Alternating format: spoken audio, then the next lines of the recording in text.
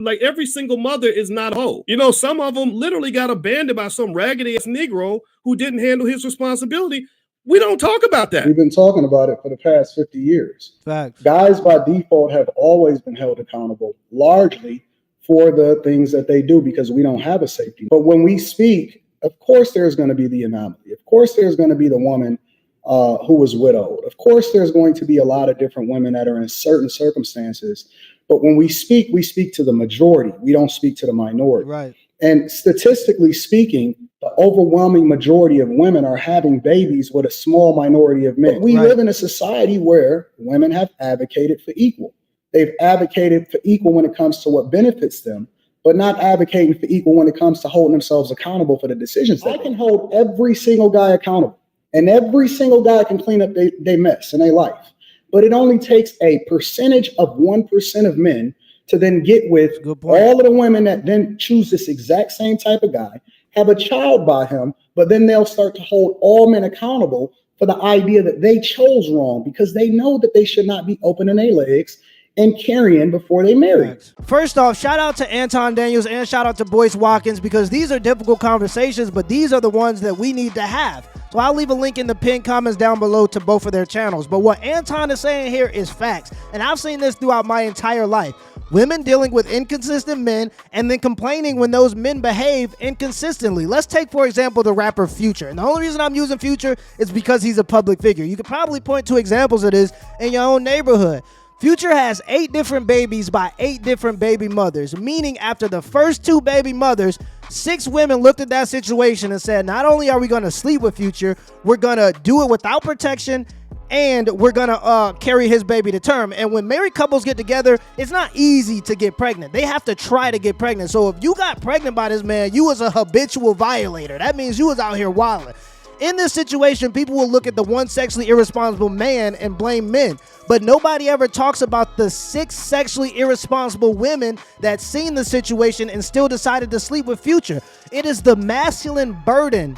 It is a masculine burden to society to build and maintain civilizations for mostly the benefit of women and children, but it is the female burden to be selective and pick the next generation of society builders. And there's no sense of accountability for women who are sexually immoral. If there's one thing you got to be responsible for as a woman is who you allow inside of your body. If there's one thing you got to be held responsible for. And with 30% of men only having one sexual partner or being virgins by the age of 30, the problem isn't sexual immorality on the male part. It's sexual immorality amongst the females. Men know that we're always going to be held responsible for our sexual immorality, meaning that Future's going to have to pay child support. He knows that. But what's the punishment for the 6 women? They get government benefits. They get a child support check. So when you don't have any repercussions for sexual immorality, you're incentivizing it in a sense. And if I'm a man that's built my life and held myself to a certain standard, I'm not going to be responsible because some woman decided to be sexually irresponsible. It's not going to happen. All of the things that we have as far as men being able to say, okay, well, I'm going to be held accountable for the fact that I chose this woman or I had children with this woman, which the overwhelming majority of single men don't have children out of wedlock. That's a statistical fact. Right? Because what about him? What about the guy that took care of his business, was on top of things, did not have children out of wedlock, made sure that he leveled up and took care of his business? If we care about him, why would we say, hey, you need to go and get with a woman that then messed up her life, instead of pairing him with a woman that's more closely or equally yoked with the direction of his life that he's going? Exactly. Why should it be the responsibility of somebody that didn't create that situation instead of holding the person accountable that did, like we do to men every day since we live in a society where we've advocated for feminism and equality, especially equality with regard to decision and what you can choose to do as far as for a living? Why is it that we would say, for example, look at a child as somebody else's mess to clean up? So why is it that we would go out and tell men, don't be no step baby daddy, don't be no, I think I used crash dummy or something like that. I honor those men. Let's seriously, I really have admiration for the men who say, you know what, I didn't make this mess, but it's my community. I'm gonna clean up. If I see a piece of trash in my neighborhood, I'm not gonna be like, well, that's not my trash. Somebody got to go pick this up. I'm not picking it up because it's not my responsibility. No, I think it's all of our responsibility. The studies show that women are attracted to the top 10% of men. But I don't necessarily always look at it all as just like, okay, all these women were just stupid. Sometimes they literally fall in love with the guy and they really think it's going to work out. And maybe their daddy nobody taught them how to discern between the two. I don't even want to be in the presence of a woman that's tainted. You don't have a chance because he already had you. Listen, if it's that easy for me to get it, I don't feel that special because he hit it and Dreadhead hit it and Umar hit it. Boyce didn't hit it. Boyce didn't hit it. He didn't have a chance. We ain't worried about Boyce. And the favorite football player hit it and the basketball player hit it and the homie from the hood hit it and they ran a train on you before that and then you had a kid by him and you had a kid by him and you had a kid by him and then for some reason you think you're supposed to be sitting in the presence of kings. Since when did that happen? How is it that we started qualifying ourselves for people that we don't even qualify to sit in front of? And then they want you to be a step crash dummy. I just got a quick question, ladies. What qualifies you for a good man? Gentlemen, for those of you that have held yourself to a higher standard, have gone through the fire, has become the best version of yourself and continue to evolve based off of what your next preference is, your next purpose is, your growth curve, because your purpose is ever evolving depending on where you at in your life. I tell you all the time, vet for the direction that you're going in. So the woman that you wind up being with is not the woman that you've met. Anton, how do you vet for the direction that you're going in? Think about it. Overwhelmingly, guys, the value of a man continues to rise as he gets older. Value of a woman diminishes as she gets older. That's why they call it the wall, because she hit a certain point in her life to where if she can't climb, she bound to drizzle out. That's correct. So what part of that is woman bashing? That a woman's value diminishes as she gets older. Statistically, my earning potential is not even going to hit its apex until its late 50s, early 60s. And I'm supposed to pick her? No, I'm not saying that. I'm actually saying pick who the hell you want. Just pick who you want. Here's where we agree. You talked about a woman where everybody done hit it. Umar hit it. No, they ran the train on her. I'm not picking that woman either. That's you not. Don't know. No. How do you know? Here's the thing. I don't need to announce that. I just will pick a quality woman. I picked what I wanted. What's a quality woman? To me, a quality woman was a woman that fit my life. Like you said, all those things. But listen, you said the quality woman. You were talking about the non-10. You were talking about the things that didn't have to do with what she looked like, right? The spirituality, what kind of mother should be. Well, then where did that comment come from about a woman's value diminishing with age? It seems to me that if she's older, she'd have more of the spirituality and be just a better person, be more intellectual, be able to connect with. So let's have a conversation. What Anton is talking about here is sexual market value, not meaning the overall value of a human being. And I think those two things often get inflated. What Anton is saying is, as a man who's looking to start his own family, you generally look for youth and fertility in women. And I think that's an undisputable fact. As a woman looking to start a family, you tend to look for stability and resources. So as men get older, they tend to have more stability and resources. Therefore, they get more women. And as women get older, they tend to have less youth and fertility. So it's harder for them to get a man. And that's in the sexual market value. But I think that a woman's value doesn't necessarily go down. I think it switches from building a family to maintaining a family and maintaining relationships. Meaning my grandma wasn't valued based on her fertility. She was valued based on her wisdom, the fact that she gave birth to everybody in the room and she held our family together. When we had social events that was built on keeping our family together, like family reunions so we can all stay in touch, those were usually hosted by and organized by the women in my family. And that's how women have value into older age. But with that being said, as a man that's looking to start his own family, you do have to beware of dealing with a woman who already has a family. Now, if you're a guy, you already have kids, so you're not really looking for youth and fertility as much because you already have children, I understand why you may want to step into a stepfather role, and I commend you for that because I think that you stepping into that situation and handling it is a good thing, and I think that the boys in those situations will also appreciate it because they do need father figures. But if you're a man looking to start your own legacy, start your own family from scratch, you do got to be careful with dealing with women who already have a family. Why would you pick a young thought, a 27-year-old who still doesn't even know who she is, as opposed to say a 39-year-old who maybe is more evolved in that way? I'm not telling you what to How pick. did she discover who she is? Did she discover who she was by sleeping with a bunch of guys, having a bunch of relationships? Because you can't unsee what you saw. Mm-hmm. You can't think about it. If a woman is 40 and I'm looking to have children, you have a better chance of doing it with a 28-year-old than you do with a 40-year-old. Now Right. that is true. That is true. That is true. Right? Because that was my real life dilemma. I was like, do I really want to have more kids or do I not? I married a woman specifically with children, not just because she was the most beautiful thing I'd ever seen. She was one of my best friends, and her kids are great kids, well behaved, but also because they were already at a certain age where I wouldn't have to change no diapers. I didn't want to. I didn't want to have a newborn and change diapers at 45, 46 years old. It was like, no, I'll take the 7 or 8-year-old and mentor that child, and that was fulfilling for me. And so my point is to say, here's the thing. When I made that decision, Anton, I wasn't telling other men this is what y'all need to do. I was saying this is what the fuck I want to do. And I think that's not what you say, Boyce. Because listen, Boyce, unfortunately for you and for me, everything we do is up for debate because it's not just what we say. Our life decisions are also communicated to people. And I think that the things that you do is 90% of the conversation. 10% of it is what we say. The 10% is just the cherry on top. That's just us highlighting and then using ourselves as an example in order to illustrate what you should do.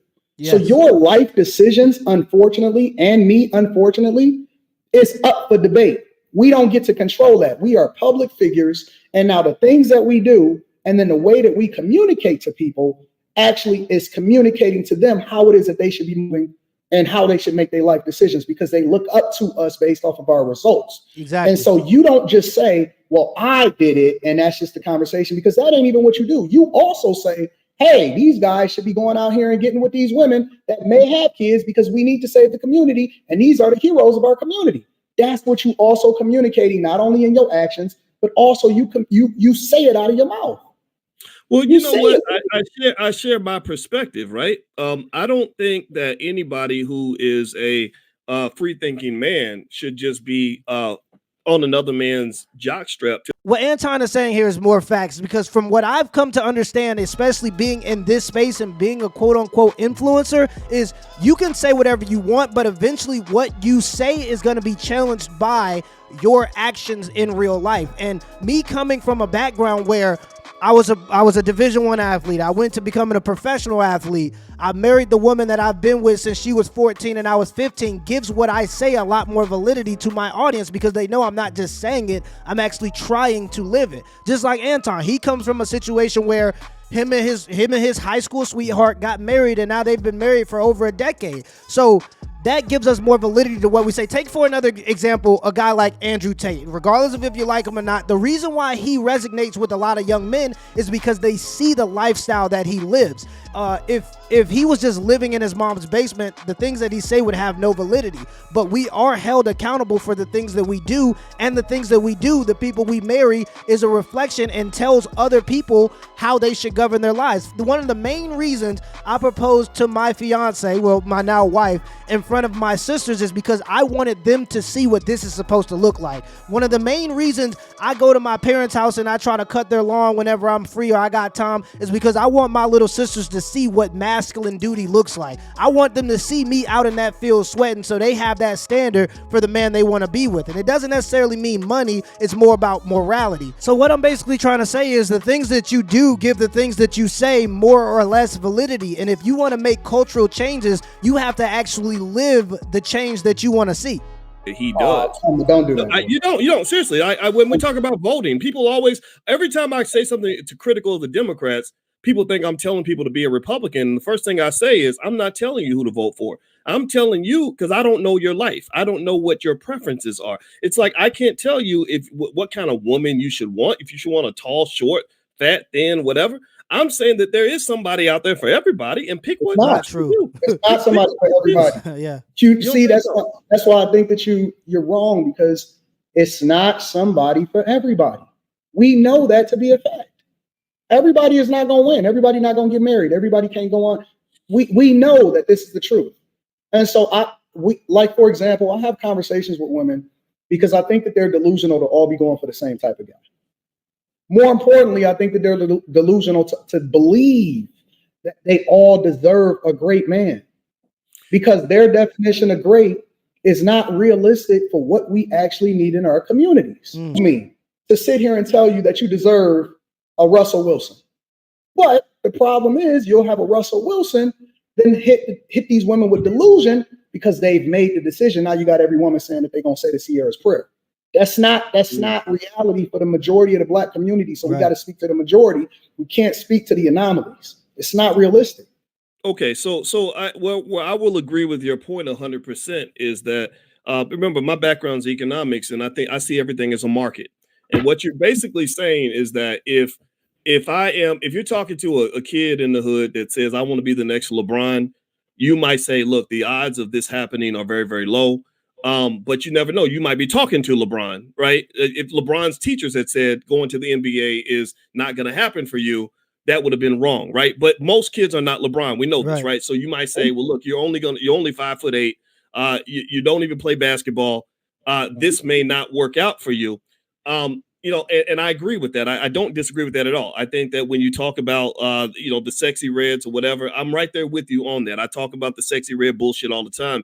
But I also think that at the same time, I think as men, we should probably be a little more nuanced in terms of how we have that conversation. We don't have to be bastards about it. A lot of people, men and women, you look at men that make bad choices. We could just say, well, you're a dumbass because you made bad choices. Now look at your life. Nothing's possible for you. Or you can try to also understand why he might have made those bad choices, why he might have went to jail at an early age because of the situation he was born in. So a lot of the women that they come to men like us for advice, that will take the time to hear what we have to say, to hear a man's perspective. Some of them are so damaged. Some of them, again, I don't agree with Sierra having a baby with Future. I think Future is a piece of shit. I really do.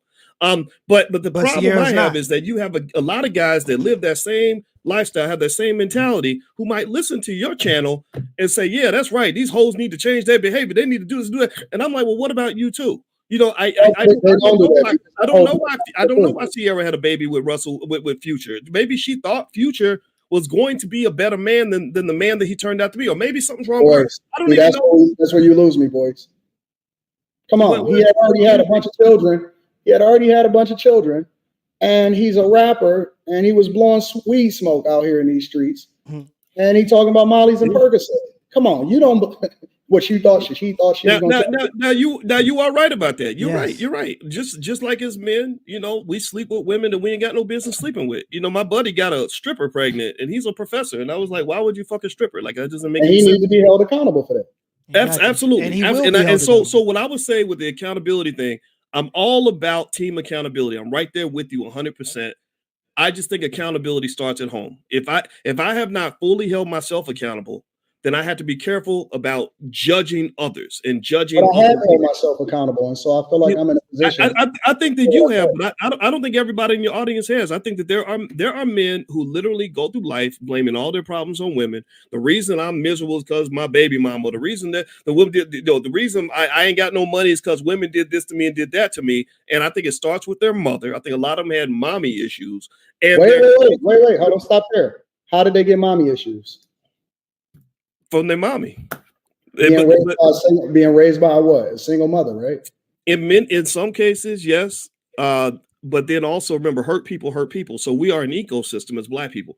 In many cases, when you see an abusive man, a lot of times it rooted from behavior from some woman that did not do right by him. But when you see a woman behaving in inappropriate ways, a lot of times you can link that back to a man. And maybe it comes from her father or her ex-husband or whatever, right? Exactly. And my point is to say that if we're going to how it always comes back to the man, though, Boyce. Exactly. No. It comes. Well, I think that as men, all I can do is take responsibility for what I do. All I can do is look at where am I contributing? Right. So as a husband, we are our brother's keeper, and we hold everybody accountable. Nobody should be absolved from being held accountable, men and women. The difference is that I don't see guys get mad when I hold them accountable. But I do see women say that you automatically women bashing when you call a spade a spade. Listen, if you've been slutting it out and you for the streets, and then I say, hey, you've been slutting it out in you for the streets, all of a sudden that becomes women bashing because you're not being compassionate enough. But if I talk to a guy and I say, hey, you doing pookie behavior and you out here doing stuff and you messing up the community, man, you a sucker. You need to hold yourself accountable. All of a sudden it's, oh yeah, good job. You holding them accountable. It got to be equal across the board because everybody has the choice to do what they want to do now. Because you can't tell a woman what she can and can't do anymore. And so because of that, you don't have complete dominion over what happens in your household, right? Because she can go and do what she want to do. She can go and get her own job. She can sleep with who she wants to. Then if we want to look at ourselves as a community, then the whole community needs to be held accountable. You cannot absolve one thing from the other and then say that you automatically mad at one thing simply because you're being equal across the board. That's what equality is. I think you make a perfect point. I mean, I can't really disagree with what you said because remember, I had a big controversy over Lizzo. I said that I don't like this idea that this lady's being paid by these record labels to promote obesity in the Black community, like obesity is body positivity. There's nothing positive about dying from diabetes and shit, right? So. Oh man, he froze up. On the stream, he was willing to admit that he was wrong and ultimately agree with Anton. And I want to give him some credit for that because I think that being able to admit when you're wrong is a big part of masculinity, and it is a big part of being able to move forward and making the best decisions that are going to be best for the community. And in summary, I think what people have to understand is that America is a capitalistic society.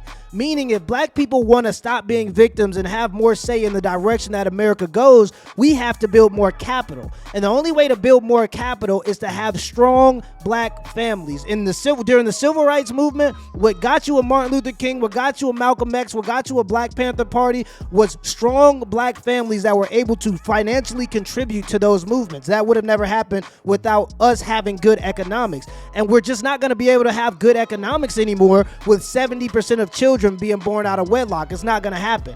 52% of African American men are in the middle class or above. So it's not a lack of options in terms of there ain't enough Black men making enough money or doing good enough in the world, but it's about the men that the women are choosing to date, sleep with, and have kids with. And women have to be responsible for if one thing is the men that they allow in their bodies. And that's the only way that we're going to be able to move forward as a community. More strong Black families, two-parent, two-income households, good, stable families for our kids to live in. And that's how we're going to be able to do it if we want to make it happen. Let me know in the comments below if this video was a W or L, and give me the HBO special as a help brother out special. Hit the like and the subscribe button for more content. Till next time.